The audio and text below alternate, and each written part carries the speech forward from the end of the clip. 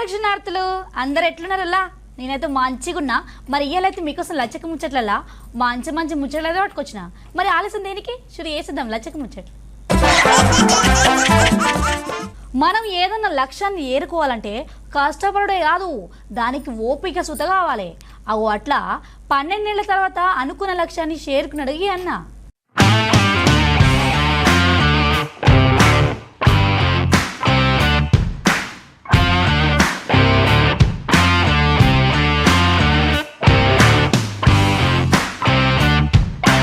ఒక్క అవకాశం కోసం ఏందొక 12 ఏళ్ళు ఎదురు చూసిండు గీడ గానొస్తున్నగి అన్న. పని చేసుకుంటేనే ఓటంలతోని రాజులేని పోరాటం చేసుకుంటూ వచ్చిండు అనుకో రాజుండ్రి. ఫేమస్ డైరెక్టర్ సుజిత్ ప్రోత్సాహంతో సినిమా రంగంలో అడుగు పెట్టిండట. అసిస్టెంట్ డైరెక్టర్ లెక్క దినం ఏదో ఒక కొత్త పాఠం నేర్చుకుంటా ఆయనకాయనే రాటుదేలిండు. పట్టు విడవని విక్రమార్కుని లెక్క మొదటి అవకాశమే ఫేమస్ సినిమా నిర్మాణ సంస్థతో రాబట్టుకొని ఆయన టాలెంట్ ఏందో నిరూపించుకున్నాడు.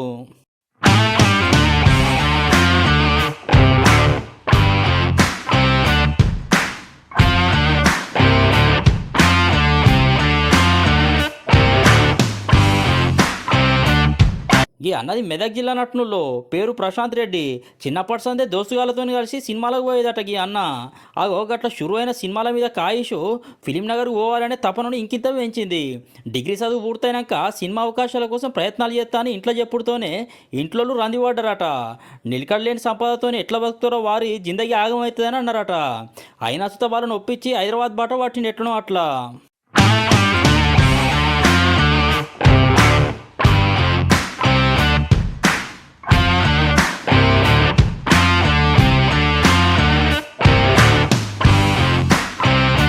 సినిమా రంగంలో ఎరికైన వాళ్ళు ఎవ్వరు లేకపోయినా సుత ఆపకుండా ప్రయత్నాలు చేసిండు.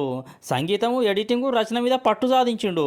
ఫేమస్ డైరెక్టర్ సుజిత్ అన్నతోని పరిచయం ఈ అన్న జీవితాన్ని మలుపు తిప్పిందట్టుకోరా అదుర్రి. రన్ రాజా రన్ సినిమాకు సహాయ దర్శకుని లెక్క సినిమా ప్రయాణాన్ని షురూ చేసిండు. అంతేకాదుల్లో సుజిత్తోని కలిసి సాహో సినిమాకు సుత పనిచేసిండట. నేను 8th, 9th, 10th హైదరాబాద్లో హాస్టల్లో చదువుకున్నాను. So that's where this film thing started to me. అప్పటి నుంచి నాకు అది మైండ్లో ఉంది. ఒకసారి నాది ఇంటర్మీడియట్ ఫినిష్ అయిపోయి డిగ్రీ స్టార్ట్ చేసిన టైంలో నేను ఇంకా దాన్ని అంటే మీకు తెలుసు కదా, కాలేజ్కి వెళ్ళకుండా అది కట్టి రాసుకునే ఫెసిలిటీ ఒక టైప్ ఆఫ్ ఉంది కదా, అది చేస్తూ then I came to Hyderabad అండి. మళ్ళీ to like I wanted to figure out first coming from a very rural backdrop. అంటే ఎస్పెషల్లీ తెలంగాణలో మెదక్ అనే దగ్గర నుంచి వస్తే అసలు నా చుట్టుపక్కల కనీసం దరిదాపుల్లో కూడా ఎవరు లేరు సినిమా ఇండస్ట్రీ వాళ్ళు. నేను వచ్చి ఫిగర్ అవుట్ చేసుకోవాలని చెప్పేసి వచ్చి ఇక్కడ ఇంకా నేను అది అయ్యేలోపు మెల్లిమెల్లిగా ఎడిట్ నేర్చుకున్నాను నా ఓన్గా. అంటే సినిమాటోగ్రఫీలో చిన్న అంటే నా దగ్గర చిన్న కెమెరా ఉండే, I use to shoot. So ఇవి చేస్తుండే దెన్ ఇందాక చెప్పిన సుజిత్ వచ్చిన తర్వాత then I came in to the industry. నాకు సినిమా వస్తే నేను అసిస్టెంట్గా పెట్టుకుంటా అని చెప్పేసి అప్పుడు అన్నారు. సో ఆయనకు సినిమా వచ్చినప్పటి నుంచి దెన్ ఇంకా ఆయనతో కంటిన్యూ అయిపోయాను. మొదటిసారి యువి క్రియేషన్ లాంటి పెద్ద నిర్మాణ సంస్థలు పనిచేసే అవకాశం వచ్చింది అన్నకు. దీంతో పడ్డ కష్టానికి ఫలితం దక్కిందని సంబరపడ్డాడు. అయితే అన్నబడ్డ సంబరానికి లాక్డౌన్ అడ్డుకట్టేసింది అట్నుల్లో. అయినా అన్ని కష్టాలు దాటుకొని వాటిని తట్టుకొని కార్తికేయ హీరోగా వచ్చిన భజే వాయువం అనే సినిమాకు దర్శకునిగా చేసిండు. ఇంకా సినిమా విడుదలైనాక సినిమా మంచిగా ఆడడంతో ఇప్పుడు చాలా సంతోషంగా ఉన్నది అంటాడు ప్రశాంత్ రెడ్డి అన్న. నేను వేరే ఫీల్డ్లో ఉండే, అప్పటి నుంచి నేను యూవీ క్రియేషన్స్తోనే ఉన్నా. రణరాజారం చేశాను, సాహోకి వర్క్ చేశాను. ఈ సినిమా స్టార్ట్ చేద్దాం అన్న సెటప్లో కథ చెప్ది అంతా రెడీ అయిపోయి కథ ప్రొడక్షన్ సైడ్ ఓకే అయిపోయిన తర్వాత పాండమిక్ వచ్చింది. స్టార్ట్ చేద్దాము, మరి సెకండ్ వేవ్ స్టార్ట్ అయింది. సెకండ్ వేవ్ స్టార్ట్ అయిన తర్వాత బ్యానర్కు ఉండే ప్రియర్ కమిట్మెంట్స్ కానీ హీరోకు ఉండే ప్రియర్ కమిట్మెంట్స్ ఫినిష్ చేసుకొని మెల్లిగా ఇప్పుడు వచ్చాము. ఇంకా ఎప్పుడు కానీ ఒక అవకాశం అడగడం కంటే ముందు ఎవడన్నా డైరెక్టర్ అయితే వాడిని ఫిగర్ అవుట్ చేసుకోగలిగినాం అనుకో, వాడు డైరెక్టర్ అయినప్పుడు నువ్వు కూడా వాడితో పాటు వెళ్ళిపోవచ్చు అని చెప్పేసి నేను ఒకసారి చదివా. నాకు అది బాగా నచ్చింది. అంటే మనం వెళ్ళి ఒక ఛాన్స్ అడిగినప్పుడు ఎవరు కూడా ఇట్లా ఛాన్స్ ఎవరికి ఇవ్వరండి. ఎందుకంటే 100 మంది వస్తారు ఛాన్స్ కోసం వాళ్ళ దగ్గరికి. నేను ఒక్కరిని ఎందుకు స్పెషల్ అని వాళ్ళకి అనిపించాల్సిన అవసరం లేదు కదండి. ఒక ఛాన్స్ ఇవ్వడం అనేది చాలా పెద్ద మ్యాటర్ ఇక్కడ. నేను అట్లీస్ట్ బేసిక్గా నేను ఇవి చేయగలుగుతా, నాకు ఇది వచ్చు, నాకు రైటింగ్ నేను రాయగలుగుతాను, నేను డైలాగ్స్ బాగా అప్పుడు డైలాగ్స్ మీద ఎక్కువ ఉండేవాడిని, స్క్రీన్ ప్లే మీద బాగుండేవాడిని, ఇవి రాస్తాను, నేను ఇది షూట్ చేశా. నా దగ్గర ఒక మెటీరియల్ నేను తయారు చేసుకున్నాను. అప్పుడు ఆ ప్రాసెస్లో స్టార్టింగ్లో మనం చేసినా చాలా దరిద్రంగా వస్తాయి తెలుసు కదా, స్టార్టింగ్ ట్రయల్స్ అన్ని అవన్నీ దాటుకొని వచ్చి అట్లా వచ్చిందేనండి. ఆత్మవిశ్వాసంతో నుండి ఎప్పటికి కష్టపడుకుంటుంటే అనుకున్న లక్ష్యాన్ని సాధించగలిగిన అంటాడు అన్న. 12 ఏళ్ల సినిమా ప్రయాణంలో ఎదురు దెబ్బలు నేర్చుకున్న అనుభవాలను ఇట్లా చెప్పుకొచ్చిండు ప్రశాంత్ రెడ్డి అన్న. ఛాలెంజెస్ ఉండేయండి. అంటే ఇప్పుడు ఫైనాన్షియల్ స్ట్రగుల్ ఉంటుంది. ఫస్ట్ ఆఫ్ ఆల్ సినిమాలోకి వద్దాం అనుకున్నాడు ఫస్ట్ అండ్ చాలామంది 90% పీపుల్ ఆగిపోయేది ఫైనాన్షియల్ స్ట్రగుల్కి. ఎందుకంటే ఒక సెక్యూర్డ్ జాబ్ కాదు ఇది. వచ్చిన ప్రతి ఒక్కడు సక్సెస్ అవుతాడన్న గ్యారంటీ లేదు అసలు. ఏం లేదు సార్, నాకు ఇది చెయ్యాలనిపించనుండే. నేను 100% ఫోకస్డ్గా దీని మీదే ఉన్నా. సో 100% ఫోకస్డ్గా ఒక పని మనం చేస్తే maybe it will take some time, but you will end up there. ఖచ్చితంగా అది వస్తుంది ఖచ్చితంగా. మెదక్లో ఉన్న ఒక normal very middle class background ఉండి నేను డైరెక్టర్ ఏదైనా బయలుదేరుతా అంటే వాళ్ళ పేరెంట్స్ రియాక్షన్ మీకు తెలిసి ఎట్లుంటుందో. బట్ ఏంటంటే నాకు ఇది ఇంట్రెస్ట్ ఉంది, నేను ఇది చేద్దాం అనుకుంటున్నా. ఒకవేళ ఇది ఫెయిల్ అయినా సరే రెగ్యులర్ జాబ్ చేసుకునేంత డబ్బులు నేను సంపాదించగలుగుతాను కాన్ఫిడెన్స్ అని వాళ్ళకి ఇచ్చినప్పుడు ఓకే. వాళ్ళు వీడైతే అంటే వాళ్ళ టెన్షన్ ఏముండేనంటే అండి, తిండి దొరకకుండా పోతాడేమో అని కంగారు పడ్డారు అంతే. అదేం ఉండదని చెప్పేసి కొంచెం ఇంకా అవి ఉంటాయి కదండి ఇంట్లో వాళ్ళతో కూడా, వద్దు వెళ్ళని. బట్ ఒక్కసారి నేను ఈడీగా ఛాన్స్ వచ్చి యూవీ క్రియేషన్స్లోకి వచ్చిన తర్వాత నాకు అదేం లేకుండా. ఎందుకంటే యూవీ మా ప్రొడక్షన్లో చాలా బాగా చూసుకుంటుంది ఎంప్లాయీస్ని. అంటే నేను ఏడీ అయినా సరే 10 years నుంచి ఉన్నా సరే నాకు ఈ రోజు కూడా ఫుడ్కి బిడ్డకి ప్రాబ్లం లేదు వీళ్ళ వల్ల. సో వన్స్ నాకు ఇది యూవీ క్రియేషన్స్ నేను వచ్చిన తర్వాత my complete focus shift to ఈ డైరెక్షన్ అనే స్కిల్ డెవలప్ చేసుకోవడం మీద తప్ప మిగతావన్నీ వెళ్ళిపోయినాయి నాకు మైండ్లోంచి. ఇంకా ఫైనాన్షియల్ స్ట్రగుల్ అయినా ఏదైనా సరే. So from then it is like for me it is no looking back అంతే. నేర్చుకోవడానికి లక్షల విషయాలు ఉంటాయండి డైరెక్షన్లో. రోజు ఏదో ఒకటి నేర్చుకుంటూ ముందుకు వెళ్ళిపోవడమే అంతే. జిందగీ అంటే పూల పాన్పు కాదు, ముళ్ళబాటు ఎదురైన సుతం వెనకడుగు వేయకుండా కసితోని ప్రయత్నం చేయాలి అంటాడు. గప్పుడే విజయాన్ని అందుకుంటామని చెప్తాడు. జనాలకు నచ్చేటట్టు ఇంకిన్ని మంచి సినిమాలు తీసి సినిమా పరిశ్రమలో ఆయనకంటూ ఒక గుర్తింపు తెచ్చుకునే పనిగా పనిచేస్తాడు.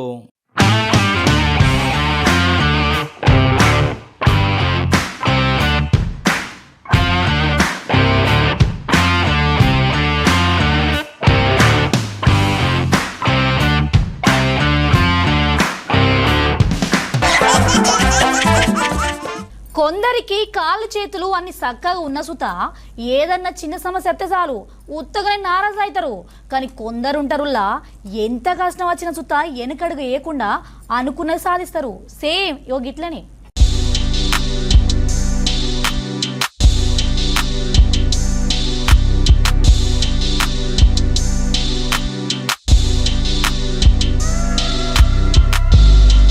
రెండు చేతులు చక్కగా ఉన్న సుతం కొందరు వాలీబాల్ ఆటలు ఆరుదేరుడు కొద్దిగా కష్టంగానే ఉంటుంది.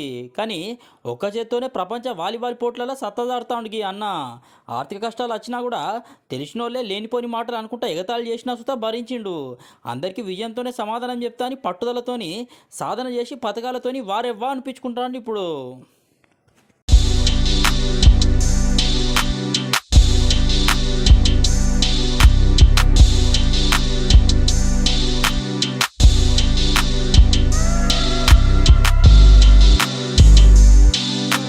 ఒక్క చేత్తోనే వాలీబాల్ ఆడుతున్న అన్న పేరు పిచ్చుక నాగరాజు.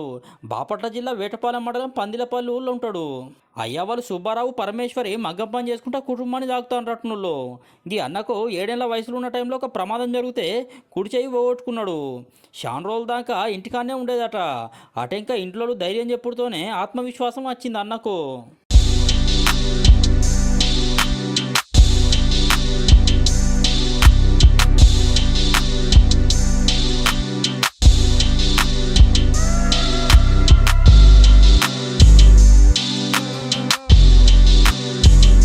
వాలీబాల్ ఆట అంటే అన్నకు చిన్నప్పటి సందే చాలా కాయిష్ ఉండేదట. అయితే చెయ్యి పోయినాక ఒక్క చేత్తోనే ఎట్లా ఆడాలని చాలా రందిపడ్డాడట మొదలు. ఒకవేళ ఆడిన సుత ప్రతిభ చూపెడతాననే ఆలోచనలు కూడా ఉండేదట. ఇవన్నీ ప్రశ్నలు ఎదురైన సుత వాళ్ళ తాత ఇచ్చిన ప్రోత్సాహంతో అన్నకు ఆత్మవిశ్వాసం పెరిగి ఆట మీదనే శ్రద్ధ పెట్టి సాధన చేస్తాడు. అట్లా ఇప్పుడు రాష్ట్ర స్థాయినే కాకుండా జాతీయ స్థాయిలో సుత రాణిస్తాండుల్లో. నేను చిన్నతనంలో ప్రమాదవశాత్తు నా కుడి చేయిని కోల్పోవటం జరిగింది. తదుపరి నేను మన దేవాంగులతో కలిసి నేను వాలీబాల్ నేర్చుకోవటం జరిగింది. మా తాతగారి ప్రోద్బలంతో నేను మన డిస్ట్రిక్ట్ స్థాయిలో, రాష్ట్ర స్థాయిలో, దేశీయ స్థాయిలో పాల్గొనడం జరిగింది. నన్ను చూసి చాలామంది నువ్వు ఏం ఆడతావు, నువ్వు ఏం చేస్తావు, నీ వల్ల ఏమవుతుందని చెప్పని చాలామంది నన్ను హేళన చేసిన వాళ్ళు చాలామంది ఉన్నారు. కానీ వాళ్ళలో నేను ధీటుగా ఆడి వాళ్ళ టీంలోనే నేను మా టీంలో వచ్చి ఆడమని నన్ను ప్రోద్బలం చేసిన రోజులు చాలా ఉన్నవి. కానీ ఒక చెయ్యి ఉంటేనే నువ్వు వాలీబాల్ ఆడగలుగుతావు అనేది చాలా చిన్న చూపు. మనము కూడా ప్రాక్టీస్ చేస్తే చేతికే మానసికంగా కానీ హ్యాండ్కే కానీ దెబ్బ కానీ శరీరానికి మనసుకు కాదు ఏదైనా కానీ పట్టుదల ఉంటే ఏదైనా సాధించగలని చెప్పని నేను నిరూపించాను నా లైఫ్లో.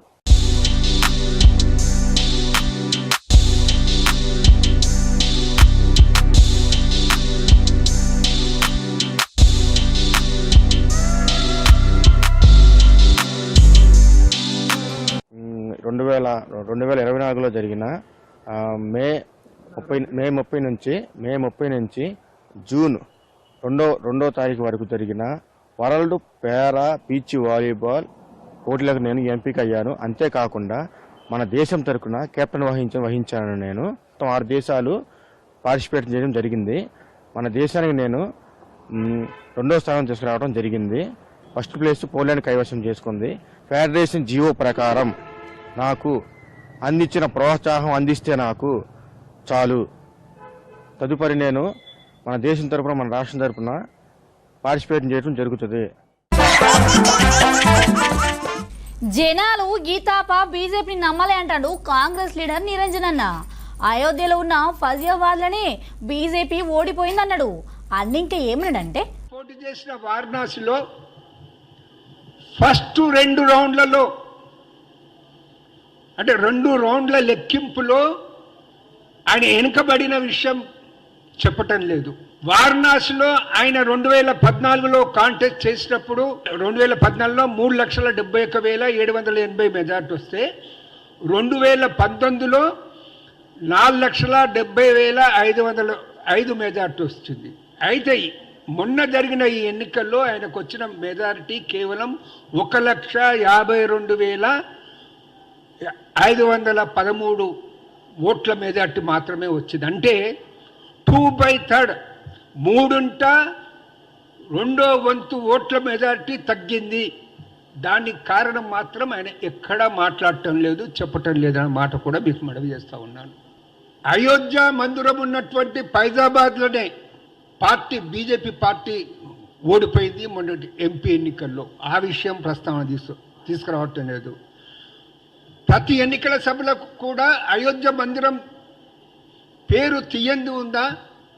ఆయన ఎందుకు ఓడిపోయారో ఆయన ఆత్మవిమర్శ చేసుకుంటున్నటువంటి తత్వం ఆయనలో కనబడతలేదు. నితీష్ చంద్రబాబు గారు వారికున్న పరిధిలో కంపల్సన్స్ దృష్ట్యా ఎన్డీఏకు సపోర్ట్ చేస్తూ ఉన్నారు. వారికి విజ్ఞప్తి చేస్తూ ఉన్నాను, మీరు అప్రమత్తంగా ఉండండి, మోడీని నమ్మకండి. ఒకవేళ మీరు మోడీని నమ్మితే మోడీ గారు మిమ్మల్ని నట్టేట ముంచుతారు. ఇవాళ ఈటీవీ ఈనాడు సంస్థల అధినేత రామోజీరావు జీవించిండు కదా. సినిమా వాళ్ళు గట్లే రాజకీయ నాయకులు ఆయనతో ఉన్న జ్ఞాపకాలను గిట్లా యాది చేసుకున్నారు. సుశీల ఆనందలా గివ్వి మరి ఎట్లచ్చక ముచ్చట్లు. ఇంకొన్ని ముచ్చట్లతో మళ్ళీ కలుస్తా. అంతరుకుంటా మరి.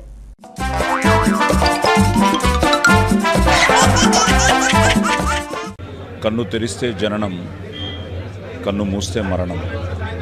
ఈ రెప్పపాటు కాలమే మన జీవితం. క్షణికమైన ఈ జీవితంలో దేశం మనకేం చేసింది కన్నా దేశానికి మనమేం చేసామన్నది ముఖ్యం. అలా నిజంగా ఈరోజు ఈ మన దేశానికి నష్టం. రామోజీరావు గారు లేరు అన్న వార్త పొద్దుట వినగానే నిజమా? ఎందుకంటే లాస్ట్ వీకే నేను ఇక్కడ షూట్ చేస్తూ ఉన్నాను. సార్ ఇక్కడే ఉన్నారు అన్నారు, కలవాలనుకున్నాను, కలవలేకపోయాను. నాన్నగారితో మొదలైన మా అనుబంధం ఆయనతో, నాన్న, నేను, మా ఆది, అలా మా 3 తరాలు ఆయనతో ఉన్న అనుబంధం మేము చెప్పలేంది. ఎందుకంటే ఎన్నో విషయాల్లో మాకు మంచి అడ్వైస్లు ఇచ్చారు, సజెషన్స్ ఇచ్చారు. జీవితం అంటే ఏమిటో చాలా క్షుణ్ణంగా మాకు చెప్పేవారు మేము ఎప్పుడు కలిసినా. ఈ అమెరికా వెళ్ళినప్పుడు, నేను ఫస్ట్ టైం 93లో వెళ్ళినప్పుడు డిస్నీ ల్యాండ్ ఇవన్నీ చూసినప్పుడు, యూనివర్సల్ స్టూడియో, డిస్నీ ల్యాండ్ ఇవన్నీ చూసినప్పుడు మన ఇండియాలో ఎప్పుడు చూస్తాం అనుకున్న మాలాంటి వాళ్ళు ఎందరో కలల్ని నిజం చేసిన ఒక గొప్ప వ్యక్తి, ఒక విషనరీ మ్యాన్ రామోజీరావు గారు. రామోజీ ఫిలిం సిటీకి వస్తే ఈ రోజుకి నాకు నెలకి 1 ఫోన్ అయినా వస్తుంది, సార్ రామోజీ ఫిలిం సిటీకి వెళ్తున్నాం, అక్కడ మాకు మీరేమన్నా టూర్ అరేంజ్ చేయగలరా అని. అలాంటి రామోజీరావు గారు, ఎందుకంటే ఒకప్పుడు కోట్ల మందిలో ఆయన సామాన్యుడు. అలాంటిది ఈరోజు కోట్ల మందికి అదే కోట్ల మందికి మార్గదర్శకుడు. నా అదృష్టం ఏంటంటే నాన్నగారు ఆయన ఉషా కిరణ్ సినిమాల్లో ఈటీవీలో యాక్ట్ చేయడం, నేను ఈటీవీ సినిమాల్లో చేయడం, నేను ఎంత పేరు తెచ్చుకున్నానో యాక్టర్గా దానికంటే రెట్టింపు పేరు నాకు వావ్ తీసుకొచ్చింది. వ్యాపారంలో కానీ ప్రజాసేవలో కానీ ప్రజా సమస్యల్ని లేవనెత్తి పాలకుల నుంచి ప్రజలకు మేలు జరిగే విధంగా పోరాటం చేసిన వ్యక్తి రామోజీరావు గారు. వ్యక్తిగతంగా రామోజీరావు గారు వారి కుటుంబంతో నాకు చాలా సన్నిహిత సంబంధాలు ఉన్నాయి. వారి మరణం చాలా బాధాకరం. వారి కుటుంబానికి ప్రగాఢమైన సానుభూతిని తెలియజేస్తూ తెలంగాణ రాష్ట్ర ప్రభుత్వం రామోజీరావు గారి అంత్యక్రియలను అధికారిక లాంఛనాలతో నిర్వహించమని చెప్పి ఆదేశాలు ఇవ్వడం జరిగింది. రామోజీరావు గారు చనిపోవడం అనేది ఒక తీరని లోటు. తెలుగు రాష్ట్రాలకే కాదు ఈ దేశంలో పత్రికా రంగానికి ఎనలేని సేవలు అందించిన రామోజీరావు గారి మరణం అనేది ఒక దురదృష్టకరమైన సందర్భము. వారి కుటుంబానికి అండగా నిలబడి వారి కుటుంబానికి సానుభూతి తెలియజేసి అధికారిక లాంఛనాలతో రామోజీరావు గారి యొక్క అంత్యక్రియలను పూర్తి చేయడానికి కాంగ్రెస్ పార్టీ అన్ని ఏర్పాట్లను చేయడం జరిగింది. సుతారంగా వద్దు అంటారేమో అనుకున్నాను, కానీ చాలా ఆప్యాయంగా తీసుకుంటూ చిన్నపిల్లవాళ్ళగా ఆ పెన్ను చూసుకుంటూ ఒక చిన్నపిల్లవాడికి టాయ్ ఇస్తే ఎంత ఎగ్జైట్ అవుతారు అంత ఎగ్జైట్ అవుతావు. వండర్ఫుల్ పెన్, చాలా బాగుంది చిరంజీవి గారు అని. మీకు అంత ఇష్టం అంటే అయ్యో నాకు పెన్నులు కలెక్ట్ చేయడం చాలా ఇష్టం, రండి చూపిస్తానంటూ లోపలికి తీసుకువెళ్ళి ఇదే హౌస్లో ఆయన బీరువా తెరిచి ఆయన కలెక్ట్ చేసినటువంటి మంచి మంచి గొప్ప పెన్స్ అని చూపించి ఇన్ని పెన్స్ ఏం చేసుకుంటారండి అంటే అయ్యో ఇవి చాలా ఇష్టం అండి, నా మనసుకు ఏదైనా ఆలోచన తోచినప్పుడు ఒక్కొక్కసారి ఒక్కొక్క పెన్తో డైరీలో రాసుకుంటానన్నట్టు ఆయన రకరకాల ఇంకులతోటి ఎరుపు, నలుపు, ఆకుపచ్చ, బ్లూ, ఎరుపు ఇలాంటి రంగులతోటి ఆయన కప్లెట్స్ లాగా ఆయన ఆలోచనల్ని అక్షర రూపంలో ఆ డైరీలో రాసుకోవడం చూసిన తర్వాత ఆయన నిరంతరం ఈ సొసైటీకి ఏం చేయాలి, నెక్స్ట్ ఎలాగా అటు ప్రతిదీ ఆయన ఆలోచనల్ని అక్షర రూపంలో పెట్టుకుంటూ ఉంటుంటారు. ఆయన అలాగా నిరంతరం ఈ సొసైటీ గురించి తన నిబద్ధతలో ఆయన ఏర్పరచుకున్న కొన్ని ఆశయాల్ని వాటిని సిద్ధించడం కోసం, వాటి ఆశయాలు నెరవేర్చుకోవడం కోసం ఆయన చేసే ప్రయత్నాలు అవి అంత ఇంత కాదు. ఆ రకంగా ఆయనలో ఆ రోజున అంత అబ్బురపడిపోయినటువంటి ఆ చిన్న పసి బాలును కూడా నేను చూడగలిగాను. ఇట్లా ఈ రోజున ఆయన లేరు మనకు అన్నది ఒక తీరని లోటు. ఇది ఆయనకి ఆయన కుటుంబానికే కాదు యావత్ తెలుగు జాతికే ఒక పెద్దని కోల్పోయారు, ఒక గొప్ప వ్యక్తిని కోల్పోయారు, ఒక మహాశక్తిని కోల్పోయాం మనందరం. ఈ సందర్భంగా ఆయన ఎక్కడున్నా సరే ఆ స్వర్గంలో ఉంటారు, మన దరిదాపులోనే ఉంటారు, మన దగ్గరే ఉంటారు, మనకు తోడుగా ఉంటారు. ఆయన ఆత్మకు శాంతి చేకూరాలని వాళ్ళ కుటుంబ సభ్యులకి, వారి సిబ్బందికి, వాళ్ళ అనుయాయులకి, ప్రతి ఒక్కరికి నా యొక్క ప్రగాఢ సానుభూతిని తెలియజేస్తున్నాను. సుశీలానులా గివ్వి మరి ఎట్లచ్చక ముచ్చట్లు. ఇంకొన్ని ముచ్చట్లతో మళ్ళీ కలుస్తా. అంతరుకుంటా మరి.